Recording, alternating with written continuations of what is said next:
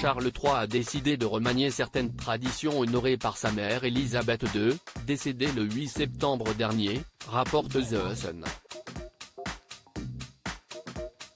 Pour son premier Noël en tant que souverain, la famille royale devrait être réunie à l'exception d'Harry et Meghan Markle, avec quelques nouveautés.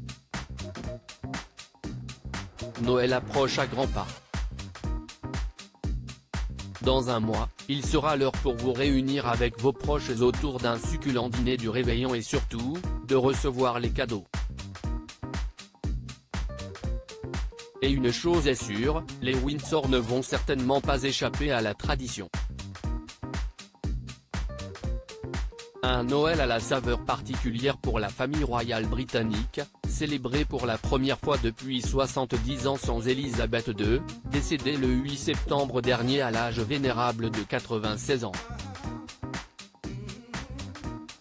Le prince Harry et Meghan Markle qui ont décidé de prendre leur distance vis-à-vis de la monarchie devraient certainement manquer à l'appel. Charles III, un Noël sous le signe de la modernité quelques jours après avoir fait la demande au Parlement d'évincer Harry et Andrew de son intérim, Charles III ne cesse de bousculer les traditions royales.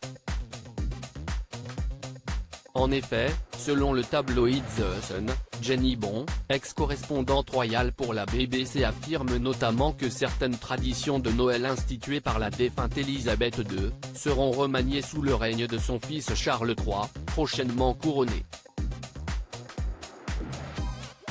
Comme à l'accoutumée, les Windsor se retrouveront à Sandringham dans le Norfolk. Mais, premier changement, les membres de la famille royale n'auraient plus l'obligation de visionner le discours de fin d'année du monarque.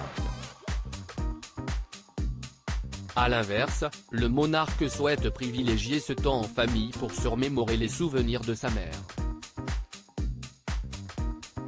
Charles III, le foie gras, si estimant.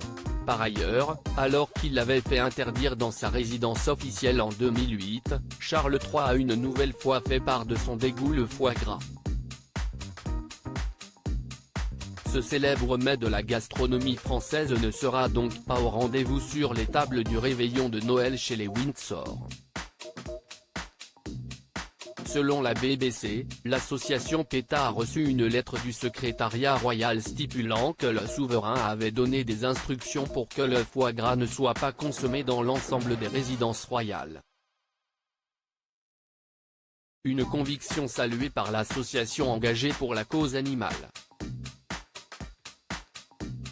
Pour rappel, Elisabeth II se délectait de cette spécialité du sud-ouest de la France.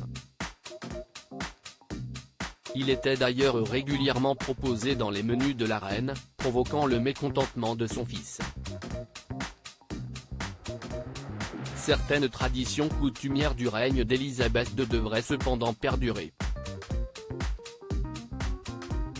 Avant de retourner au palais pour le dîner de Noël, les membres de la famille royale assisteront à une messe à l'église Sainte-Marie-Madeleine de Sandringham le 25 décembre.